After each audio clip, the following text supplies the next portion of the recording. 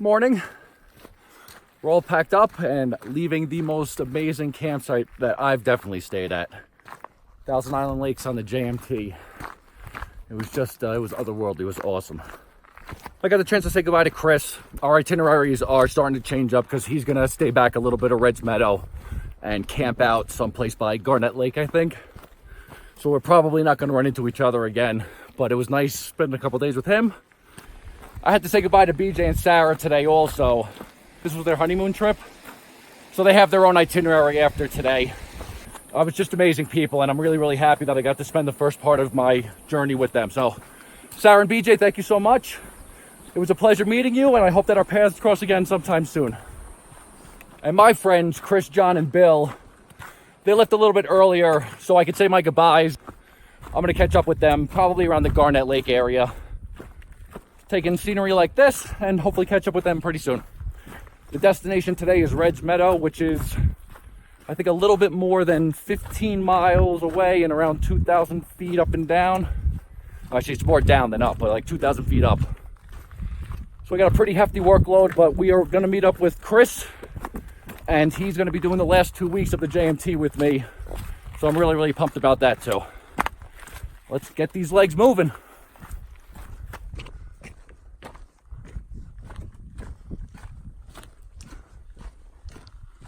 Some scenery.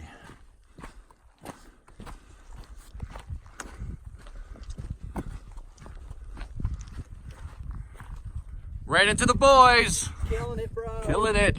Johnny! Woo. Told you. Where's William? Right where I said they'd be. Loving it. Garnett Lake. Unicorn. Doing it. Ciao, ciao. Ciao, ciao.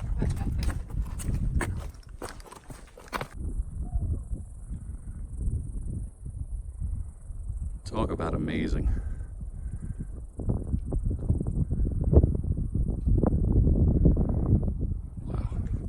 Wow.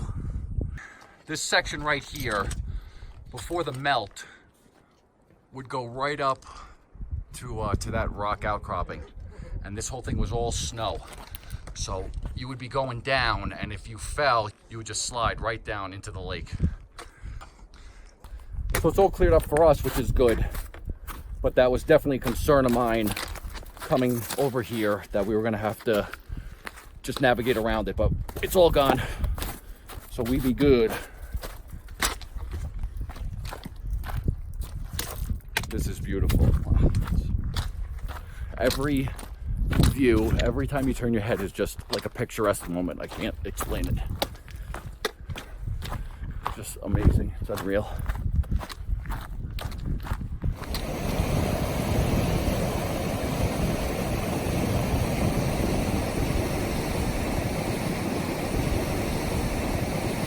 What do you think about this? It's amazing.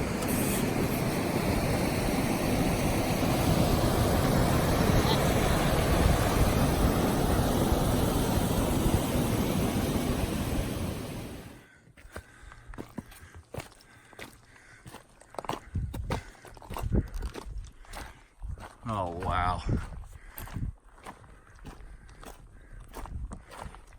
Oh, man.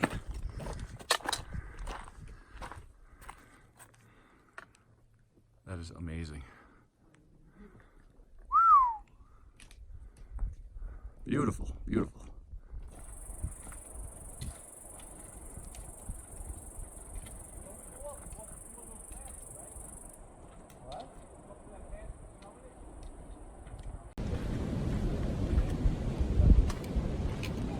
Whoa, man. I hear water running. Woohoo! That's a creek. Oh, it's amazing. Feel the power of this river.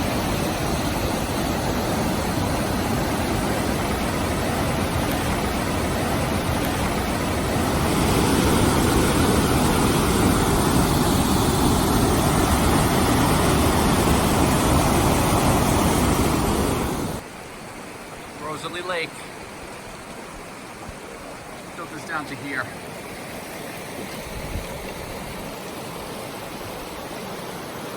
I think we're gonna have a lunch spot around here someplace. That was an amazing lunch. Little tuna fish on a tortilla and some trail mix to get me going. Aired my feet out, everything feels good now. We got another small push up by Gladys Lake. There's only a couple hundred feet. And then I am pretty sure for like the next 7 miles is all downhill. We're gonna pass Devil's Post Pile. It's I think it's like a rock formation over by Red's Meadow. So check that out. Then somewhere along the trail, meet up with Chris. Get to Red, set up camp, go get a bite to eat and a beer, and just enjoy the company of my friends. I'm so happy that they came out here and did some of the trail with me. It's really, really awesome. So I'm looking forward to just getting the pack off and sitting around and having a cold one with them. And look who joined the party. Christopher, along for the ride on the JMT, came to meet us. We got a couple more miles, hopefully all down. Chris is saying that there's some up, but I'm calling shenanigans once again.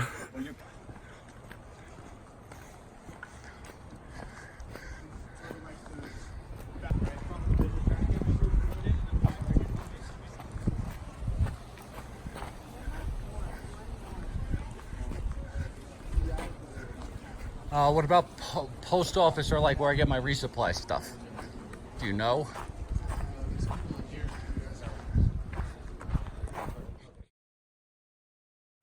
Good morning, everybody.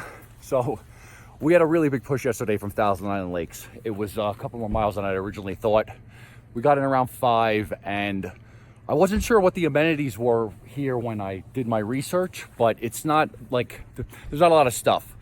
The general store and the cafe where we had some food both closed at 7 o'clock. So we had to rush and take a shower and get cleaned up, do laundry, have something to eat.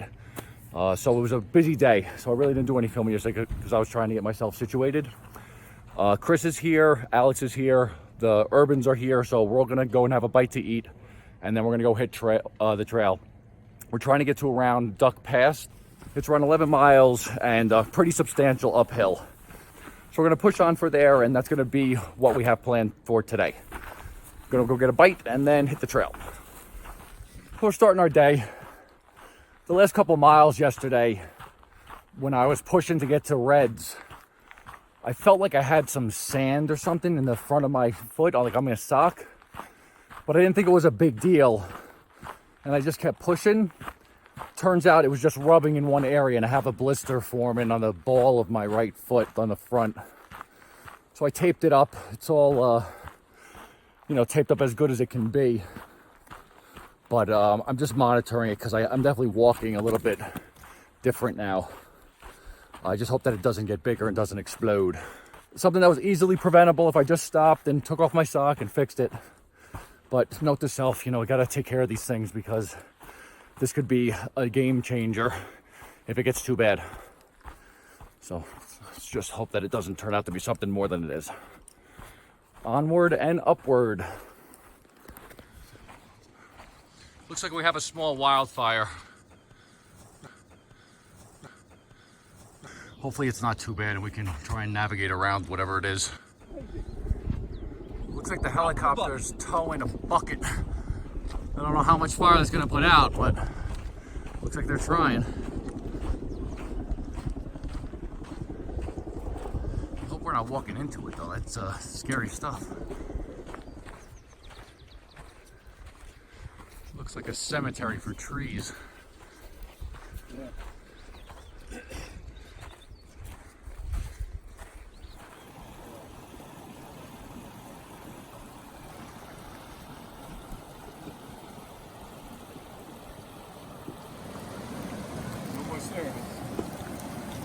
Yummy. Lunch break right by Deer Creek. About to make our way up. It's the last water source for like 3 to 5 miles, so we're gonna fill up here and then go up to camp. The trees just opened up and this is what was waiting. Holy moly.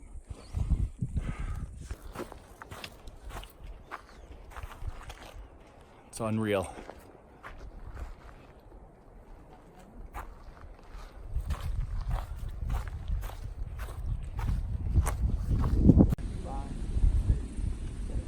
gonna have me walking back and forth to my tent. I don't care.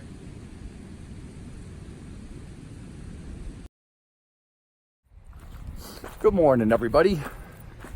Last night we got to share this epic campsite with the mountains in the background. And on top of one of the mountains, there was two snow patches, one that looked like a skull and crossbones and the other one that looked like a blueberry. So that was cool. The campsite was right before the Duck Pass Trail intersection. And actually, this is Duck Lake. Beautiful. It is absolutely stunning. So beautiful. If you know anything about the area, you know that Duck Lake is not on the John Muir Trail. It's actually on a side trail that goes off the John Muir Trail back to Mammoth. And it's the trail that my friends decided when we planned this trip that they were going to go out so that they could complete their trip or do the loop. I have decided that I'm going to call an end to my trip also.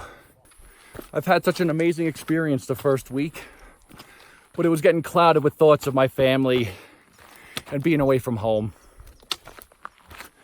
And I didn't see that kind of attachment breaking. And the second half of this trip is a lot more logistically complicated to try and get off trail than it would be if I were to leave from this trailhead. So I made a decision last night to say that I've had my fill. I enjoyed my time. I saw a lot of unbelievable stuff. I've learned a lot about myself and what I want and need, to say that I've got my fill and I'm ready to go home. I'm gonna head out to Mammoth, have a nice dinner and a drink with my buddies. I appreciate you going along with me on this journey, and I hope you stick around because I'm not done. It's just a learning experience, and I'm gonna keep going. Cheers, guys. Here it is. Boo.